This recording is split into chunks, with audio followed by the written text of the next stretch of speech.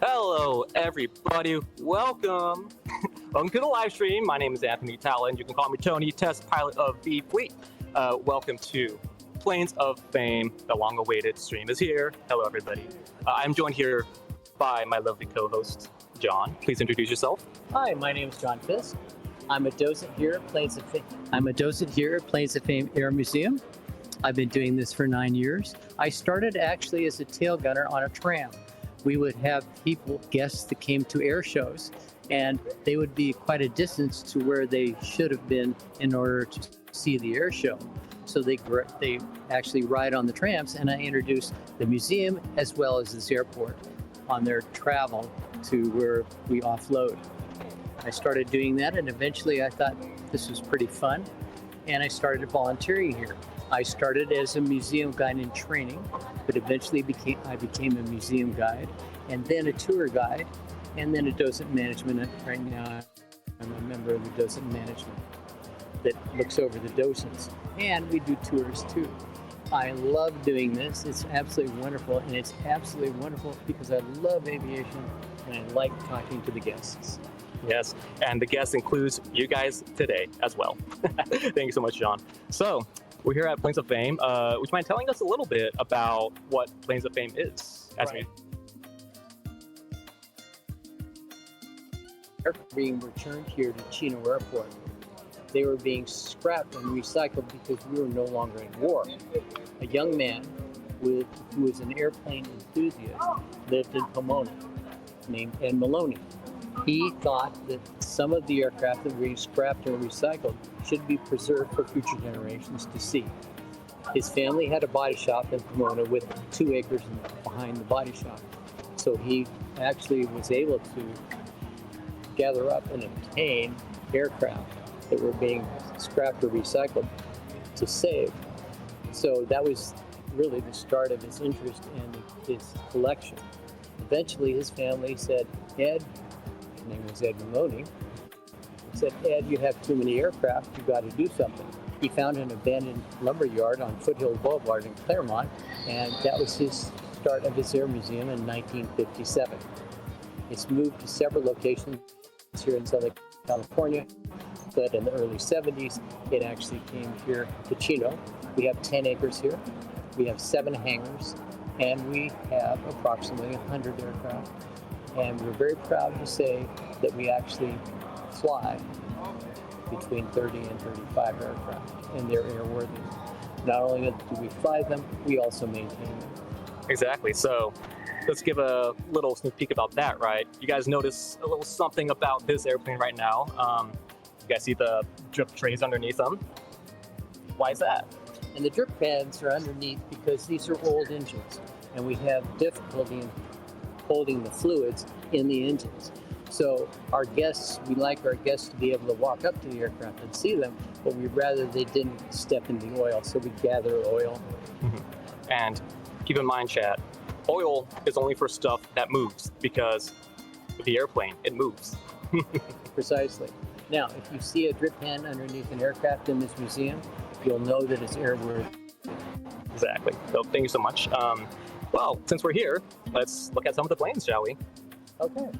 The first aircraft you see here is called a Bearcat. It was made by Grumman. This type of aircraft did not see action in World War II. It was developed towards the end of the war. However, it's very, very fast in flight. The reason it's fast is because it has 2 rows of radial cylinders. You can see them right there. Yeah. But this particular Bearcat is a little interesting because it's not just a historical aircraft. It's been used for more modern things, correct? That's correct. That's correct. This type of aircraft could be used as observation for fires. It could be used for air shows. It could be used for a lot of things. And that's what we use it. We actually fly this aircraft. It's airworthy. Exactly. So there's another naval aircraft. I think some people in chat might be a little interested in talking about. Right. And now the commonality between the Bearcat and the Corsair over there is you'll notice the wings fold. These are Marine Corps and Navy aircraft. The reason the wings fold is because they're designed to take off and land or take off from an aircraft carrier, and they have to be stored on the aircraft carrier. Space is a premium. So if you can fold the wings, you can get the aircraft on the aircraft carrier. So the aircraft you see over here, this right here is an F-4U Corsair. This type of aircraft was used in World War II, and it's unique. It's unique in the sense that it's also a movie star. It was in a television series in 1950 called Ba Ba Black Sheep, and most recently, it was in a movie called Devotion that was released a couple of years ago, the story of Jesse Brown and the Korean War. This aircraft is airworthy, and it's got a unique design. If you look at the wings have a droop to them. The reason that the wings droop is because they had to have some method to have the propeller move up away from the deck or the ground. So that's why there's a swoop in them.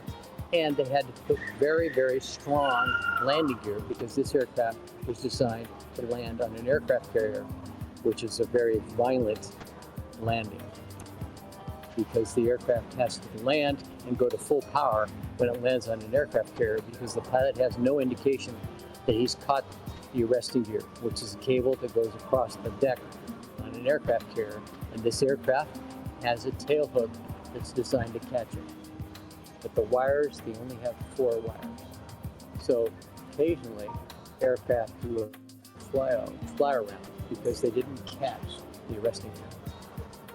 Would you say that if someone were to lay some cables out across the runway here at Chino, that such a violent carrier-type landing today? Yes. Yes. Yes, this aircraft could handle that.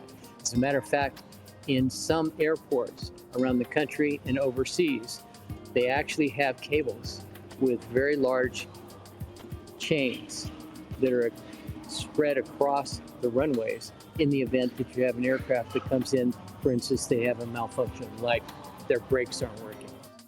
And they actually use the arresting gear or the wires that are on land.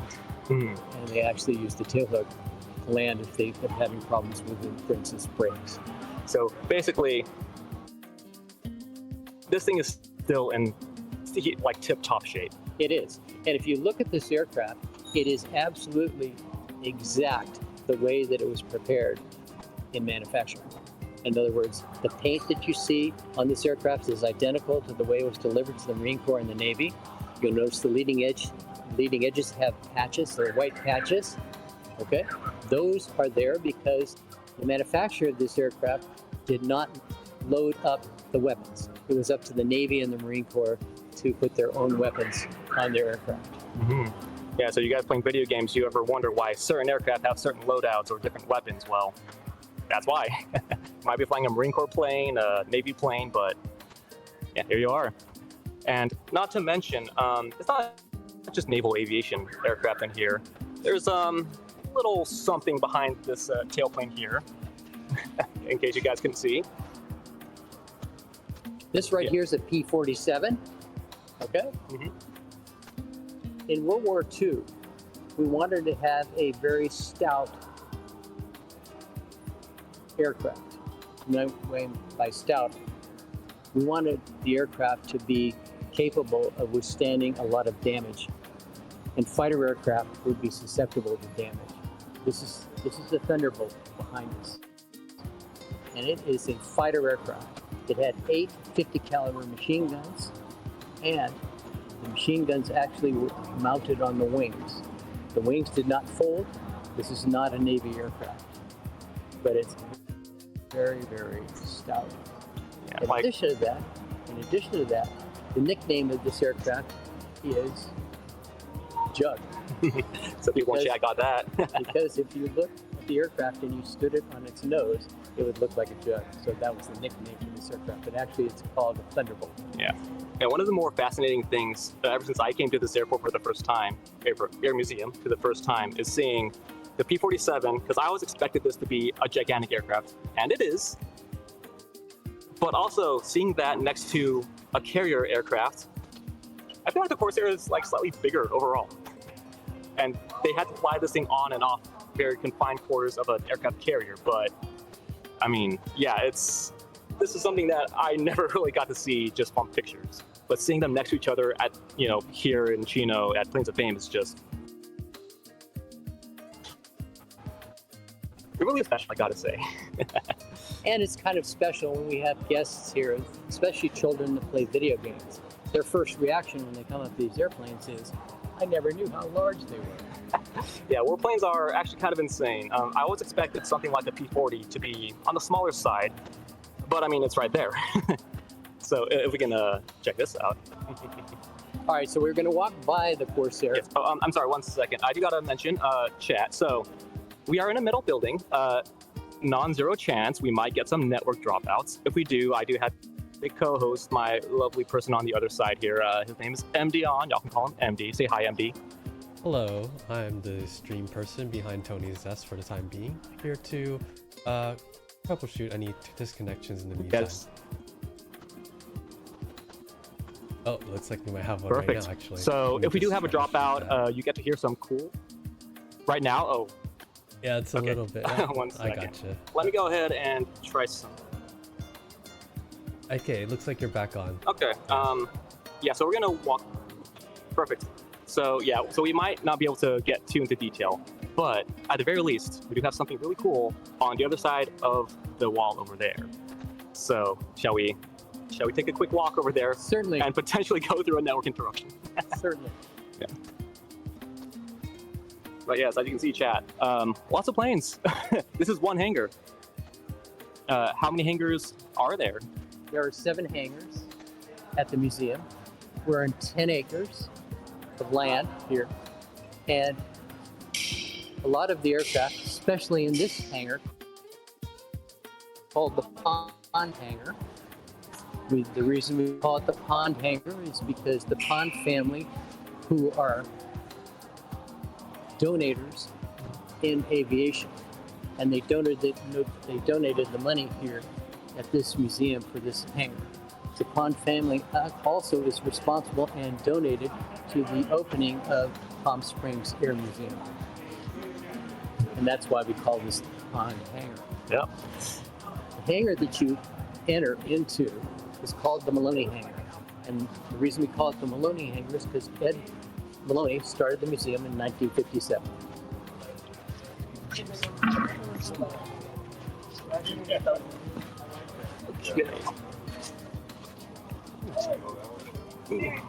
A little sunny out here. Second chat. Okay. All right, I cannot see you guys. Yep, 7 hangars, quite a bit. This is our B-17. It's a G model. Okay, Here, we're gonna walk right over here. Okay, perfect. Yeah. Yeah, good old B-17, guys. Surely you know about these, I hope. So this is a G model. And if I can get Bill's attention, he's one of our docents and he's an expert on this aircraft. And this is a special event today. So this being a special event, we have the aircraft that's open for visitors to be able to go in and out and see the inside of the aircraft. So we have the aft hatch open. We have the midship hatch open. And then we have the front open as well. And this is Bill Willis, and Bill will describe the aircraft. Actually, it's Bill Silky, but thanks a lot. Sorry. This is the last airplane that was manufactured at the Douglas Boeing air plant in Long Beach, California. When they pushed this one out of the hangar, out of the hangar. Do I need to get back? Oh, no, you're okay. Okay. Yeah. When they pushed it out, that was the last airplane that was delivered to the U.S. Army in 1945. It immediately went into mothballs and came out and was a drone commander after the war. I want to say 7 years after the war. So it became a drone commander where they would take other jet aircraft or prop aircraft and they would fly them from this airplane, just like they fly drones now. It's just a full-size drone.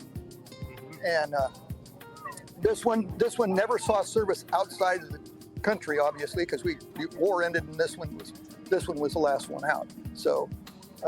So not exactly a combat veteran per se. No, per se not. We had to make it a combat veteran because to show what it did during the war. Yeah, because so all these guns that are currently mounted, that was not originally installed on the aircraft. Correct. It actually, all of the airplanes that came out of the factory had to go to another factory and get all of that installed. That was not, those planes were not, when they left the factory in Long Beach, they did not have any guns installed on them. So it went to another factory and had all of that put on. In fact, they took the tail off and mounted the bottom part of the fuselage there. That was an add-on that was done after the fact also. They took the original off and put the twin 50 calibers and put those in the tail on all the ones prior to this one. This had a crew of 10 and 13 50 caliber machine guns, and it was dubbed the Flying Fortress by a reporter, and the name stuck. And all of the B series, Super Fortress, Strata Fortress, all of those were kept the name in conjunction with this one as a fortress. So I guess my question for this one in particular, I noticed there's a missing control surface here. Does this one fly? This one has been always, we have always wanted to make it fly. It's probably another $5 million and we'll be able to make it fly. But right now we're just keeping up with corrosion. Very understandably so. Our chief pilot would love to take this airplane and take it up to our newest facility up in Santa Maria, but I don't think they're going to make it. There's still a lot of corrosion that we have to take care of. The ailerons are hanging on the wall inside there. Yeah, so you have the parts. Well, yes. Yeah, the basic parts to put it together. We can get them if we don't have them, or we can make them if we don't have them. So, yeah, we've had to. I mean, for I want to say 3 or 4 years, we had the whole tail section off of this, building the block that holds the tail section on had corrosion in it, and we had to have another one made, a big solid block of aluminum that holds the whole tail section on. You know, I kind of noticed actually, I don't know if you can see it here, chat, but I definitely see right at the tail or the trailing edge of the wing, it seems a little bit different on the tail side versus the front side. That's just where it's been polished or some new skins put on. Okay, gotcha. Okay, because if you'll look, there are places where you'll see what they call clecos, clecos that hold the aluminum on before they rivet it. So there were about, I want to say there was a little over 8,000 of this model built. And this was the most built of all of them, of all of the B-17s. This was the most built. The F series had a bunch of different things. The earlier models didn't even have plexiglass over the gun ports. Whereas this one does, and or did, and it didn't have as many guns on it as what this one did. And I think the guys out in the field built one in the Pacific that had 19 guns on it. 19 guns. Yeah, instead of 13. Oh my goodness. So, I guess one last question before we have to move on. People who come to Planes of Fame during opening hours, are they able to climb inside?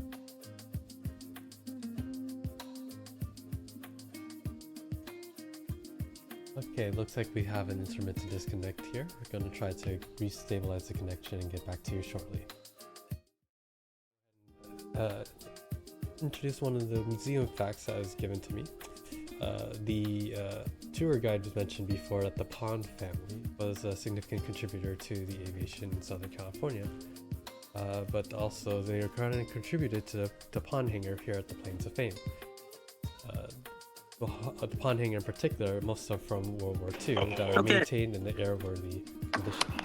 It looks like he's going to be back up, so let me just go ahead. Sorry about that, chat. Believe it or not, wait, one second.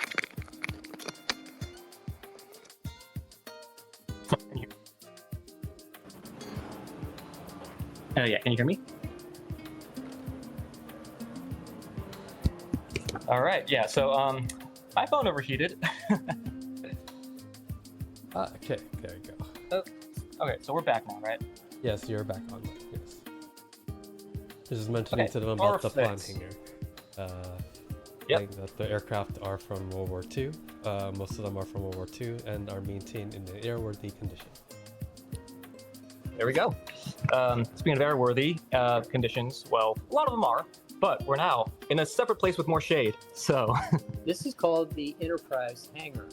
And this hangar is made to look like a hangar deck on an aircraft carrier. And one thing that we need to mention is on special occasions like today, we have reenactors. They're people that actually dress up and express themselves in the language that was of the time period that they're representing. A lot of them are reenactors for World War II. Pilots, generals, admirals, and we have those reenactors, and that's pretty interesting when you come to a special event like this. yeah, it really is like stepping through history. So speaking of stepping through, might hit another connection roadblock, but we'll see. So let's see if we can take a look at some of these planes here. All right, so if we walk through the first aircraft you can see, obviously it's a Navy aircraft, and we're in a Navy hangar. This is a Panther, made popular by the athlete Ted Williams. And you can see the wings fold. If you look at the wings, the height of the wings is actually the height of the hangar deck.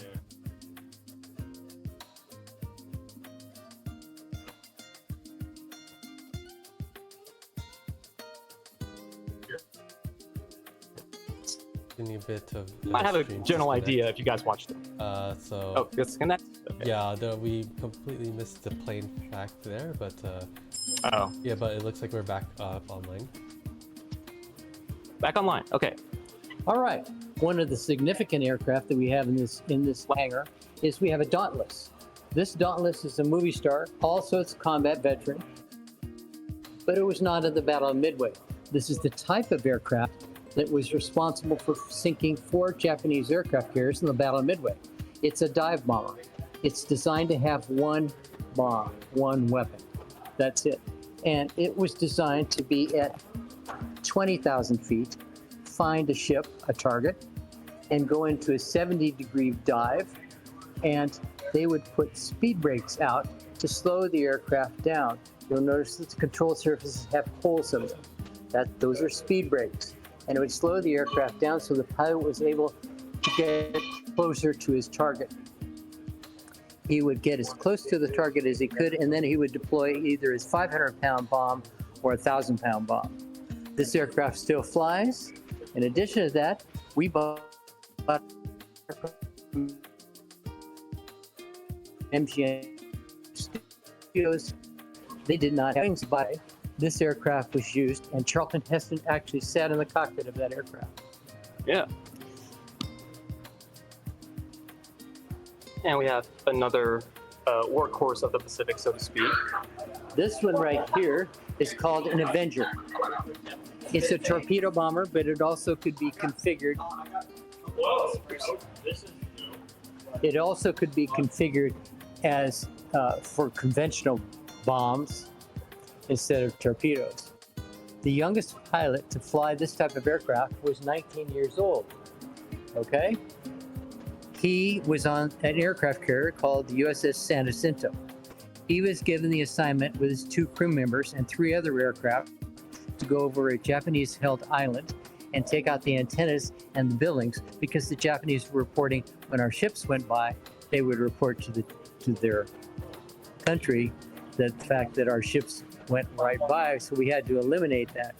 So this young man and his crew of 2 went over the island and delivered their weapons, took out the buildings and the antennas. As this young man was leaving the island, he got hit by flak, ground fire, killed one of his crew members, but he kept the aircraft going. But he realized that the aircraft was eventually going to be lost, probably go into the water. So he told his other crew member to bail out. His parachute worked. Never heard from him again, probably captured by the Japanese. Then the pilot kept the aircraft going, and eventually he realized the aircraft was going to go in the water. So he got on the wing and he bailed out. His parachute worked. When he got in the water, there was a raft nearby. So he was on the raft in the water for 4 hours. At the end of 4 hours, one of our submarines came up right alongside of him and got him on board, but he wasn't done yet. They put him to work for 30 days looking for downed pilots and crew members in the water. That's the story of your 41st President, George H.W. Bush. This is the type of aircraft that he flew. There you go. Yeah, a little bit of a very special one here. So, All right, as we round the corner, there's another special aircraft. This right here is a Curtiss Robin. It's a very, very old aircraft. At the time that Charles Lindbergh was working with Ryan Aircraft in San Diego, a young man that was Irish went to help him. And he was so inspired by what Charles Lindbergh was doing, what he did is he bought this Curtiss Robin for $300. His name was Douglas Corrigan. And Douglas Corrigan's idea was he wanted to go from New York to Ireland. Now, bear in mind, that's over the Atlantic, and there's nothing between New York and Ireland. So it's going to be a non-stop trip. He went to Civil Aviation Authority and asked permission to be able to take this aircraft and go to Ireland. They said, you cannot do that with only 5 cylinders. This aircraft is too small, and you would be in the air for a long time. So Douglas Corrigan, thinking fast, said, fine, I'm going to file a flight plan to go from New York to Los Angeles nonstop. He did that. That was approved. He came back to the Civil Aviation Authority and said, I did the distance. Now I want to go to Ireland. They said no. So a couple of weeks later, he said, I will go to Los Angeles again, nonstop, to show you that I can do the distance. So he took off from New York. He did not go to Los Angeles. He says that he got confused because he was having trouble with his compass. He went to Ireland. He made it. This is his aircraft. And when he came back to the United States, they considered him a hero. They gave him ticker tape parade in New York. In addition to that, the newspaper, the Washington Post, had a headline that read backwards because he went the wrong way. They call him Wrong Way Corrigan, and this is his airplane. So was it intentional for him to go the wrong way? It was probably intentional, but you don't want to tell the Civil Aviation Authority. That you actually went against what they said. Right, exactly. There you go. Also, yeah, just take a quick look. This plane flew over the Atlantic Ocean. I think it's seen better days. But look at how small that is compared to, like, yeah, I can't believe I'm almost about to hit my head on the wingtip here. So, yeah, different planes for different sizes, different everything. So, Right. yeah. Now, I think we should probably head over to one of the other hangars. There's, like you said, 7 of them here. That's one over there. That one's called the Restoration Hangar. It's a shared hangar. We have 2 companies here. I volunteer for Planes of Fame, and most of the guests that you see around here today are guests of Planes of Fame. And our mission statement, among other things, is to educate people in aviation, get them involved, and preserve these aircraft for future generations. This hangar over here is shared. Planes of Fame has aircraft in there, as well as Fighter Rebuilders. Fighter Rebuilders is a separate company, same ownership, and it's nonprofit, just like Planes of Fame is. But their mission statement is to prepare aircraft in whatever needs to be done to make them airworthy. Yeah, and you guys probably can't see too well. There is a B-25 back there. There's also a very important guest airplane at the front of the hangar here, but we'll talk about that later. Yeah. So might have actually gone this side. Sorry. But as I mentioned, there are 7 hangars here. Your restoration goes on here. I can probably carry this with me. Restoration happens in there, but also there is another company. So this is where they work. That's where fighter rebuilders. Yeah. Now, if you pan around here, all of the aircraft that you see as you pan around, all of them are airworthy. That's right, Chad. All these things can and will at some point fly. Yes, that is correct. But today we're only going to be seeing a single airplane. Is that Now, correct? as we approach this aircraft, this is a Boeing Stearman. And it's interesting. A lot of the aircraft, before they come to the Air Museum, have different jobs. This one was used as a crop duster. And it has just a slightly larger engine because a crop duster has to be more maneuverable. Then a family bought it and they made the aircraft more presentable. And eventually it came here to the museum. I'll say there's something interesting about this. Almost all the other planes we've seen so far are made of metal. This one's a bit different. Right, this one's different, okay? If you look at this aircraft, you'll notice that it has a much different reflection. And in that reflection, you can see stripes. And the stripes are actually stiffeners. And they stiffen the fabric because this is fabric. And what they've done is they've cut the fabric using a zigzag pattern so that the fabric doesn't unravel. And they put the stiffeners so that it stiffens up The actual skin. the actual skin. And then you'll notice there are bumps. Those bumps are threads because what they do is they sew one side to the other side with large needles.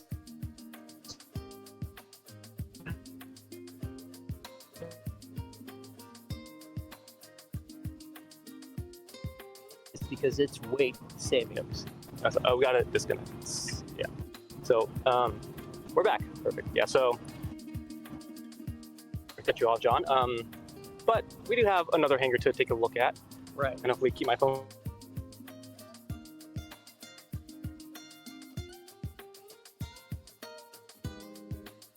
All right, we're gonna get in the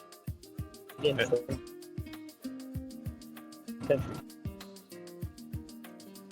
And give it a moment for the connection to stabilize, and we'll be back up shortly. Yeah.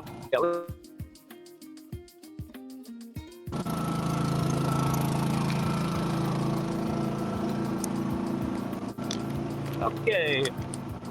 Video backup, perfect. All right, so we are here at The foreign hangar. Most of the aircraft in this hangar are foreign aircraft. That means that they were built in foreign countries. The first aircraft you see here is called a Gloucester Meteor. England wanted to develop a jet aircraft, not only for training people, as well as to be a jet fighter. So they designed this aircraft to be powered by a Rolls-Royce Whittle engine. Rolls-Royce was making jet engines called the Whittle, and they're configured a little bit different. If you look at the aircraft, you notice that it has 2 engines. Those are Rolls-Royce engines, and they have a different look to them. If you look at them, especially in the front of them, you notice that there's no compression stage, something you're probably familiar with seeing even in commercial airliners. Yeah, you also see the because fan blades, right? You see the fan blades, you see the compression stage. This compression stage is actually embedded beyond that machinery that you see. And you'll notice that the nacelle gets larger as it travels back. Yeah, it's because mostly, Chad, whenever you look at the front of an engine, even for like commercial airliners, your 737s, your Airbuses, you always see the big fan. Well, that's technically part of the compression stage, but yeah, in this case, yeah, the nacelle just goes through the wing. Yeah, this is not a turbofan, that is for sure. And one of my chat mentions this is the actual first combat jet aircraft. That's correct. Yeah, the first one. The first one. Yeah, also, just take a quick look, Chad. Look at how, that's the cockpit. And you'll notice that the cockpit is long. very long. That's because this aircraft was used intentionally to teach people how to fly a jet aircraft. It's a trainer. A trainer. Yeah. Yep. But this one, speaking of teaching people how to fly aircraft, it flies. It flies. It's airworthy. This thing flies, chat. First combat jet aircraft. Again, like I have no idea if any other museums could claim that and actually fly it. So, when was the last time this thing flew? Actually, when it came here. Oh, really? Yeah, I'd imagine it's a bit of an upkeep. Yep. Oh, yeah. It is. Yeah. All right. But So speaking of firsts, yeah. the two aircraft you see over here are actually aircraft that were made and flew in World War I. The one on the bottom is a replica of a tri-wing made famous by the Red Baron. Okay? And eventually made famous by Snoopy and the Red Baron. And it looks like it has 3 wings. If you follow and you look down between the wheels, you're going to see another wing. So it actually has 4 wings. There you go. A quad wing. If you see that, yep, right there. All right. Now, there's an important distinction between right here and one thing above it. This aircraft is a French aircraft sold to the English in World War I. This aircraft actually is a combat veteran. It shot down barrage balloons. Barrage balloons were balloons with cables that prevented aircraft from flying close to the ground at any targets that were on they wanted to prevent aircraft to do that. So there were cables that were attached to balloons, dirigibles. And this aircraft actually shot down those barrage balloons. So it's actually a combat veteran from World War I, and it's got a rotary engine. All right, if you come over here, there's an important distinction between a radial and a rotary engine. Let me describe it. This right here is a radial engine. And if you look at this engine, it's got cylinders that are finned, which is air-cooled, and the pistons inside the cylinder. They do not rotate on the radial engine. They're stationary. The only thing that rotates is the propeller. On the aircraft above us, which is a combat veteran from World War I, it has a radial engine. That means that the cylinders, the pistons, and the propeller all rotate. It's a lot of inertia to keep spinning around. A lot of inertia, a lot of vibration. Oh, yeah. And they were lubricated by castor oil. That's all it takes. And it's absolutely fascinating that you have a plane that served and shot stuff down in World War I in this museum. Like, absolutely fascinating. But yeah, I mean, again, there's a few more stuff in this hangar. You guys might be able to see that little airplane back there without an engine for the time being. Might be a little bit something special about that one. That's right. That is a Japanese Zero. And it's the only Japanese Zero that still flies with the original Nakajima Sakai engine. And it's been taken off because it's being rebuilt. But it is the only one in the world. Actually, we obtained this aircraft, the United States did, and they shipped it to the United States to figure out how the Japanese made such a great, nimble fighter. The things they discovered, it was lighter. There's no armor around the cockpit. The fuel tanks were not self-sealing, and the outside material is made out of copper, aluminum, and magnesium. So everything I've described is pretty flammable except the armor. Yeah, it's might be hard to hit them, but when they do get hit, it's usually more catastrophic than not. Catastrophic, you're absolutely right. So we're not going to be able to stop by all the hangars today, chat. We do have something very special coming up in about 15-ish minutes. But we do have some cool here. Take a quick drive by. So as you can see, we have more hangars. The next hangar we're going to go into is called the jet hangar. That's because among other aircraft that are in there, they're also jets. Yeah. And it has a little different aroma because jet fuel, which has a different aroma than avgas. Mm-hmm. And so it'll smell a little different. But we actually have aircraft in here that still fly. And we have air racers from the 1920s, the 1930s. Yeah, one of my chatter actually mentioned for one of the planes, then they turned them into air racers. Well, take a look. That's right. This is the P-51 Mustang. However, it's been modified for race. So the wings are shorter. Yeah, much shorter than the other ones. The propeller blades are shorter and a little bit wider. And the engine has more horsepower. This is a race P-51. And the way you can kind of tell that it is because it has no navigation lights. So this aircraft can only fly in daylight hours when the sun's out, and it has to be escorted. But this is a race aircraft, and this aircraft is intended to race upcoming pretty soon at Roswell, and that's where the air races are going to be this year. Phenomenal. Also, a really quick question from the chat. That fuselage right over there, is that a B-29, a B-50, B-36? It's a B-50. B-50. It's called Lucky Lady 2. At the conclusion of World War II, the United States wanted to show that we could be anywhere nonstop. We prepared that aircraft to be refueled in the air. It took off and it went around the world without landing. Just a little hop over the pond or two. Or three very large ponds. But another aircraft we have here that we're really proud about is the MiG-15.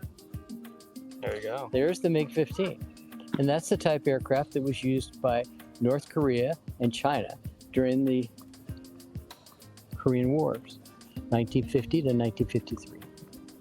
However, our MiG-15 still flies. Speaking of others still flying, there's another Korean War veteran right back there too. It might be hard for you. I can get you guys to see.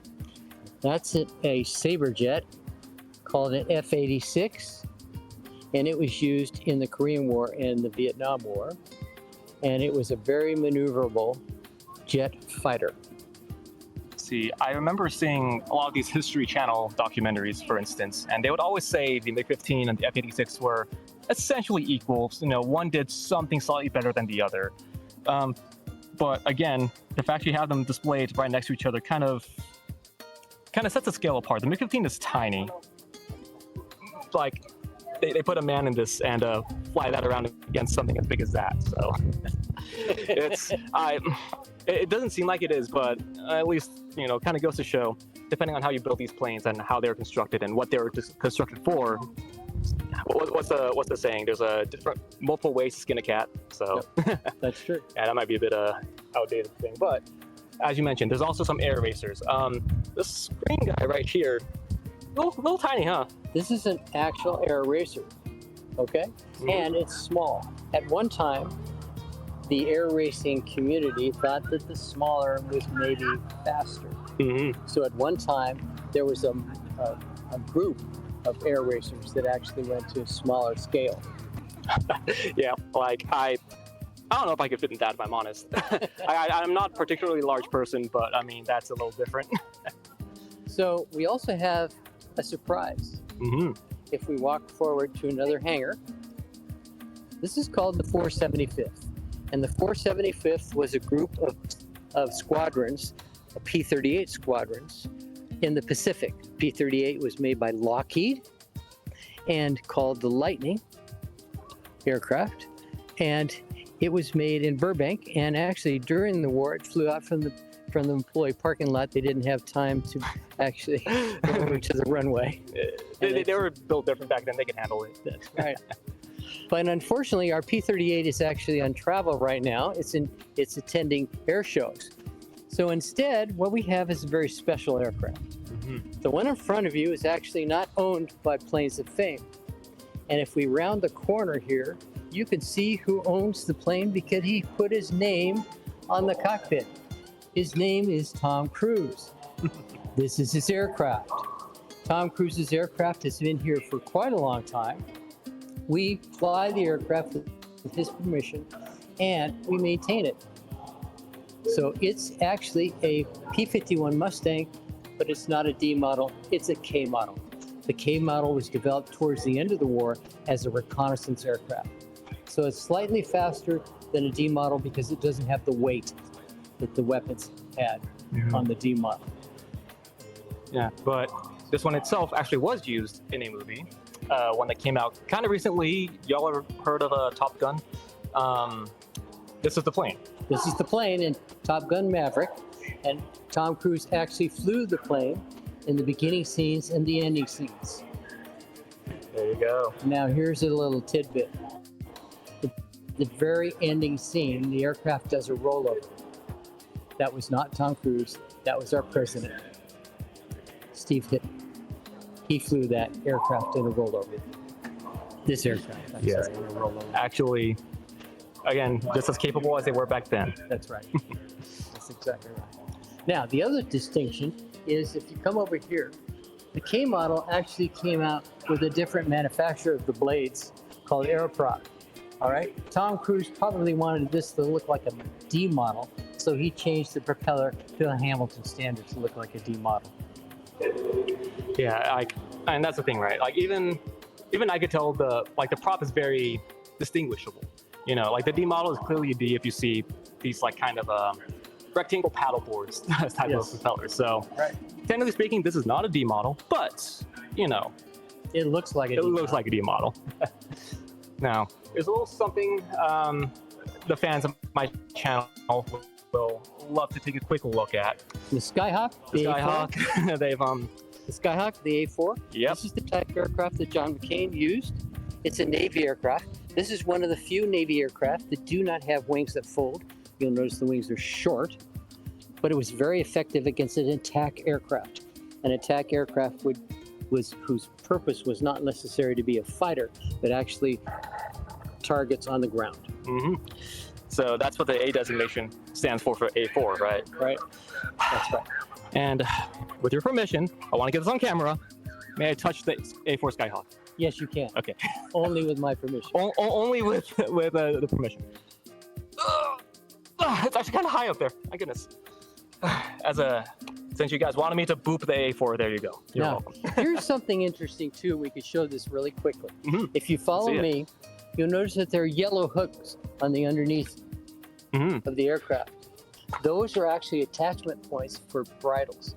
This aircraft would be launched off an aircraft carrier, and that's the attachment for the bridle that attached to the steam catapult. Oh wow, that makes sense. I know a lot of modern carrier aircraft have the attachment points at the nose wheel, but this one does not. Interesting. They have attachment points on the nose wheel as well. There's a device on the nose that is a machined piece of metal, and it's designed to break open at certain thrusts. So what happens is the nose wheel is attached to that piece. In the meantime, while he comes back online, give you some more museum facts about the pond hangar. There's various aircraft in this hangar. The ones that are among these aircraft that are listed in this hangar are the Grumman Bearcat, the AT-6 Texan, the F-4U Corsair, and the P-47 Thunderbolt. And yes, all of which are airworthy.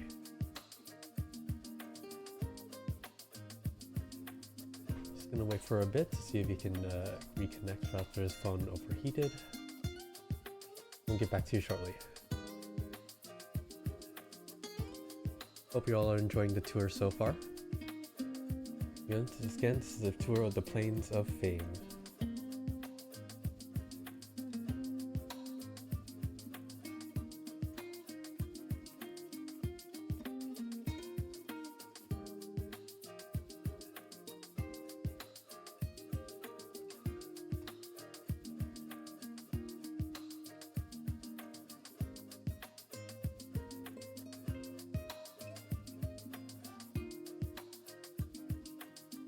Okay. Alright, looks like he's coming back up online. Just giving a bit before we get back to the video. Yeah, we got to get in position. Okay, why don't we kind of take this route real quick, if you don't mind, just skip in the shade if we can. Okay, hello, test, can you guys hear me? I can hear you fine, we're just waiting back for the video to be back up. Okay, I think I see it. It might have disconnected again. Hold on. That's on. There we go. Okay, let me just put the video up. And Okay, boom, we are back. Test. Yes, we can see you. You're we back. can hear Uh-oh, you. they're starting. Perfect. So, we have a little something special going on there. Introduction to what this guy over here is. We're back, by the way. Okay. Yeah. This is the Seversky. Okay. It is the only one in the world that still exists and still flies. Clearly, it's going.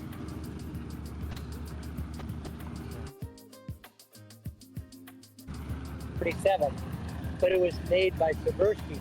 Eventually, that design team and the aircraft manufacturer went to build the B-47. Yeah, let's see if we can get a little closer. Might be a little disconnection, but we'll try our best. Quite loud.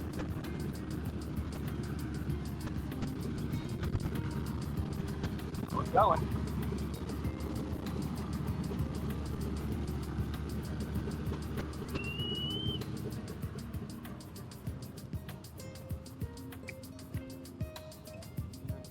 There it goes.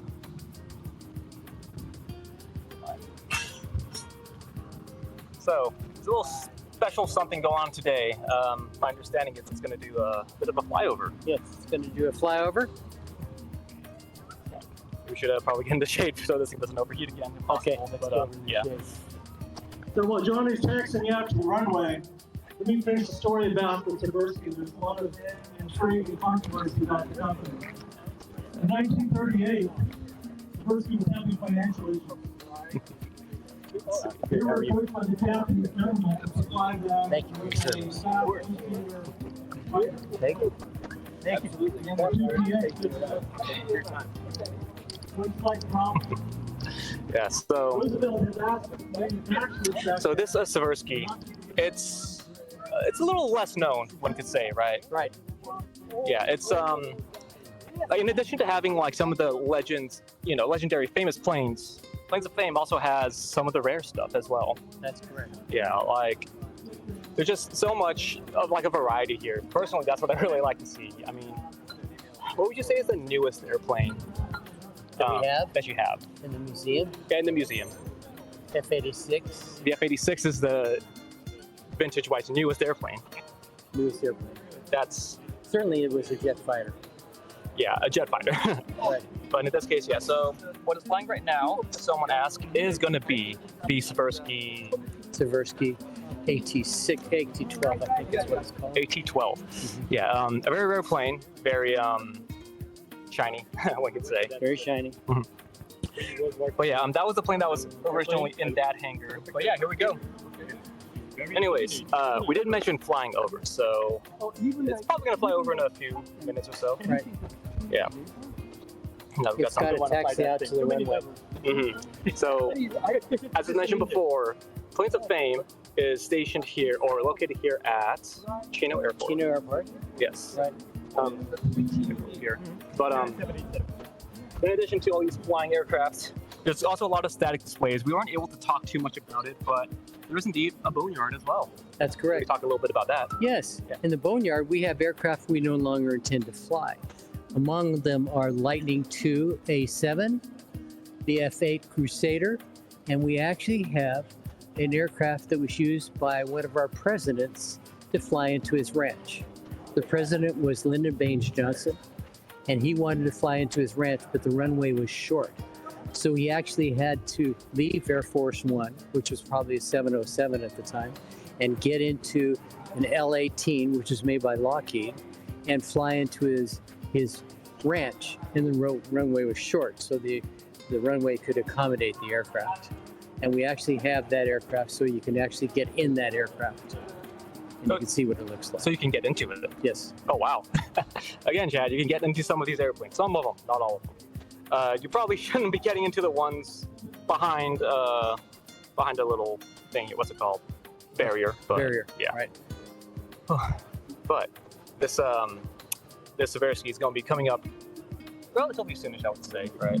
Yes. And it's going to fly to the west. You're We're gonna get a nice little flyby for you guys. We're going to see the aircraft hopefully above the hangars as it flies. And then it's going to make a right-hand turn and it's going to come right over our heads. Oh my goodness. I'm starting to hear something maybe.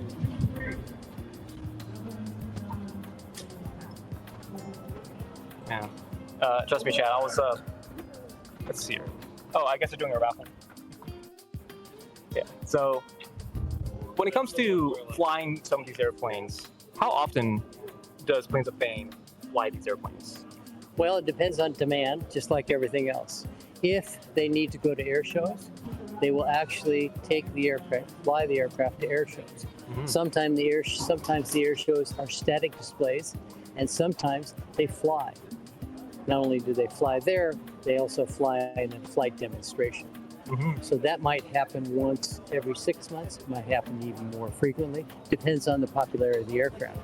Right now, there's two very popular aircraft that normally are resident here at Planes of Fame that are out doing air shows around the country.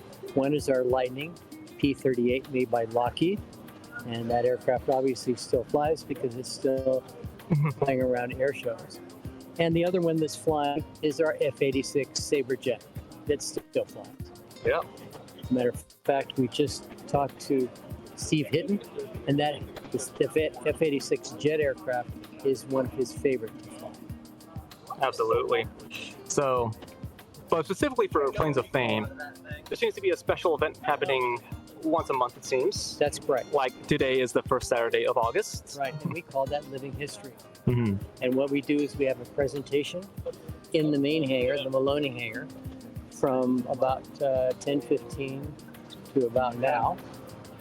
And then the aircraft's pulled out. The pilot does a pre-flight, walks around the aircraft. He gets in the aircraft, he starts the engine, and then he does a little show, 20-minute air show, featuring the aircraft. Very nice. And as mentioned before, this happens once on the first Saturday. First Saturday of every month. Every month, Chad. Then we have what's called Coffee Clutch. And what that is we do that for veterans. Okay? First Tuesday of every month, we host the veterans. We provide coffee and donuts, and then a presentation in the theater. We do have a theater here as well. And on a hot day like this, it's air conditioned. Yeah, the air conditioning is very helpful. But that's the first Tuesday of every month. Then we have an air show this year in September 12th and 13th. The air show is not here at Chino, but actually it's in Santa Maria. And a lot of our aircraft that still fly will attend that air show. Speaking of Santa Maria, there's some interesting news about Planes of Fame. There is. Planes of Fame is planning on expanding. They're going to expand to 4 hangars in Santa Maria, and that's scheduled to happen in the first part of next year. And our aircraft that still fly will be able to fly between the air museums, between here in Chino and Santa Maria. So it'll be a combination of static displays in both museums and also aircraft that are airworthy.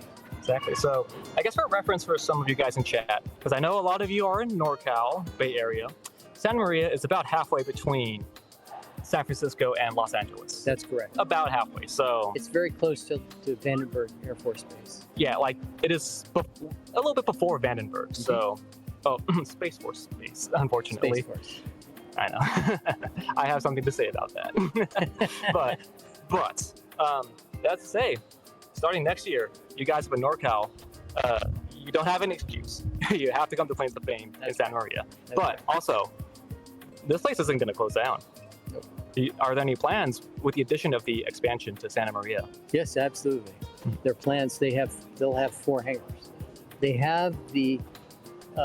I meant for a Chino here. Oh, Chino? Yeah, we're gonna stay open. Exactly. We're gonna feature all the aircraft that we have in this museum that aren't up in Santa Maria. So we'll still have the docents that'll do tours. We'll do special events. I hate to cut you off, but there he goes.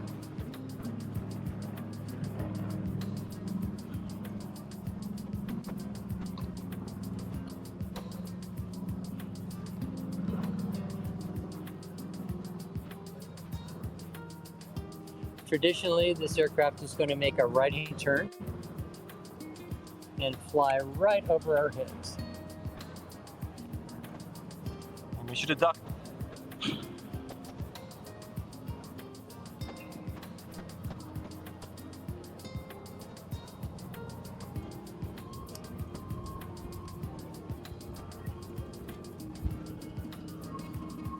Go. Oh, here it comes. All right, Chad, I'm gonna turn this microphone around so y'all get to hear this. Oops.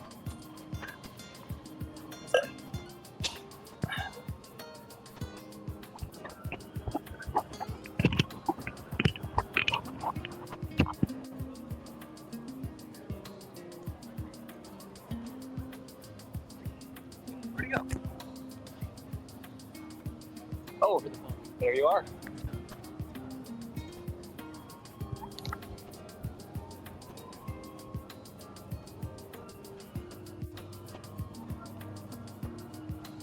Oh my, oh my.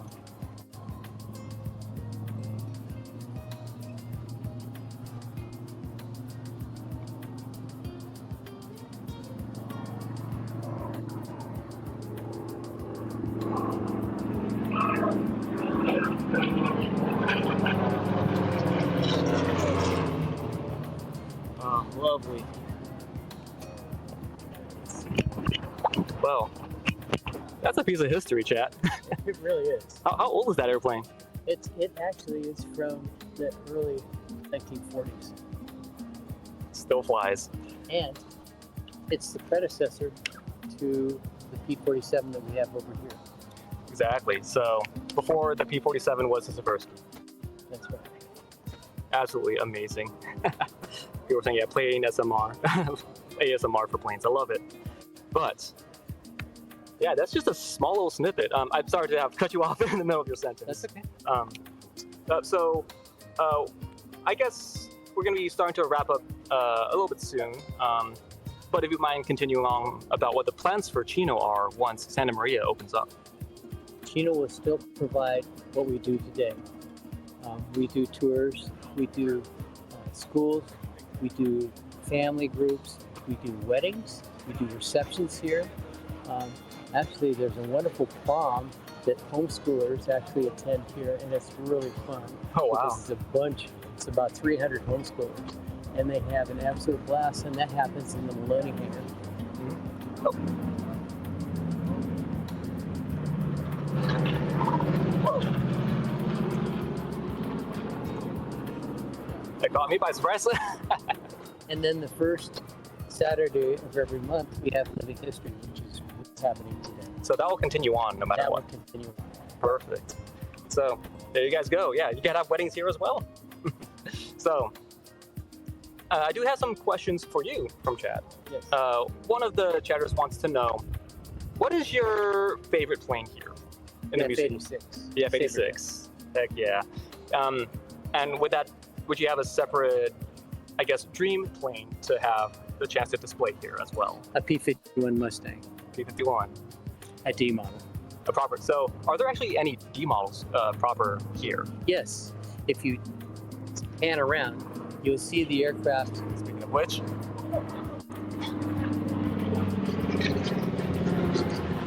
So if you pan around, you can see Wee Willie. It's right there. That is a P-51 D model.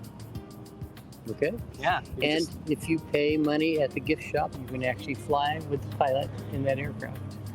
You guys ever wanted to fly in a P-51D model? Come here. First Saturday of every month. Does this one in particular go out every month? Pretty much. For the most part? For the most part.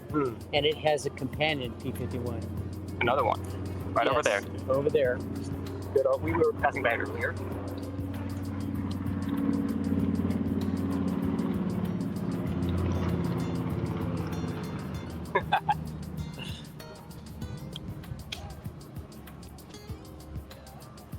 Is that my This favorite? aircraft right here is named Spancan, but it's only named Spancan on this side. On the other side, it says Dolly.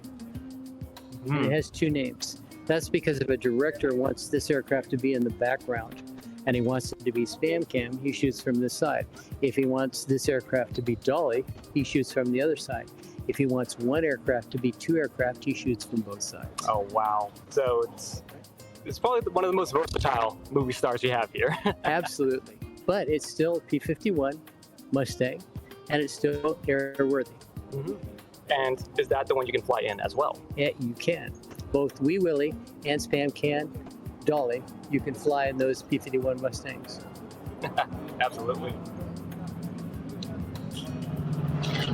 Oh wow.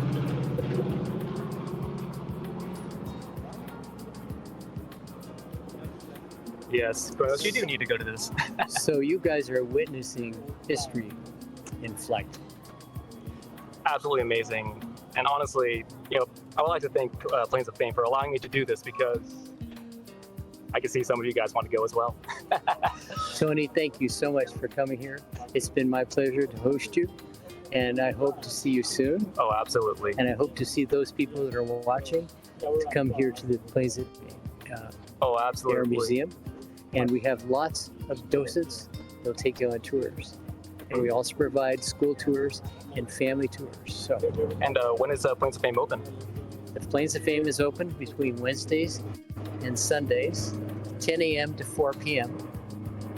And then on special occasions, Sorry, couldn't do that one. we can open up for special occasions as well.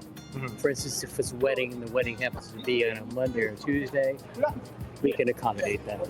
It's just the museum won't be open Monday or Tuesday. Mm-hmm. So, you heard it here first. Chat, no excuses.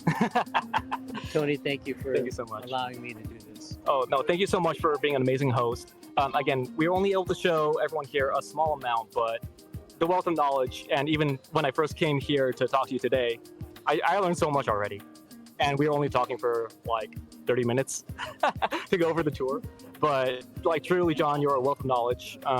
There's so many amazing docents here that can really give you guys just an amazing experience. And the way someone tells a story one way might be different a different way for somebody else. Precisely. So I would like to thank everybody once again for joining us on this amazing tour.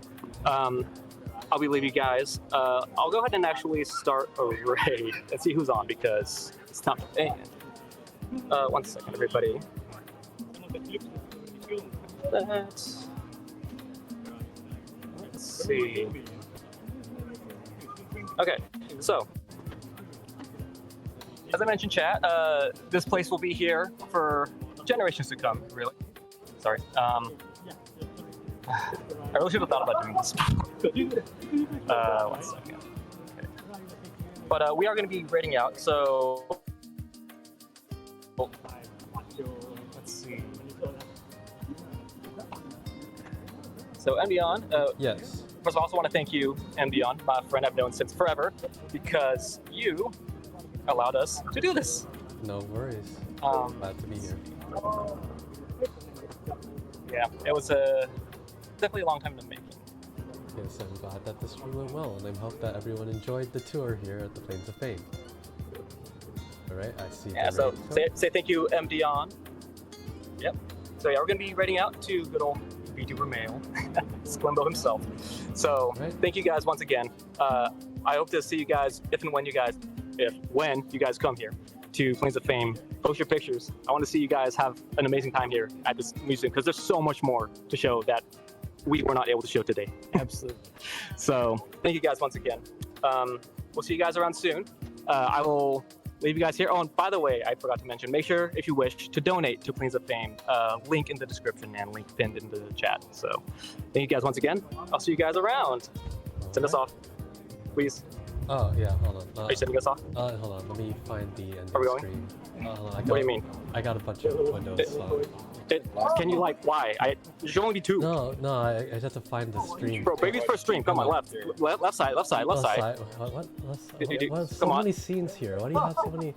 Dude, the thing is, it's gonna end soon. Come on, Okay, let's hold go. on, let me. Okay, we good. Yeah, we're good.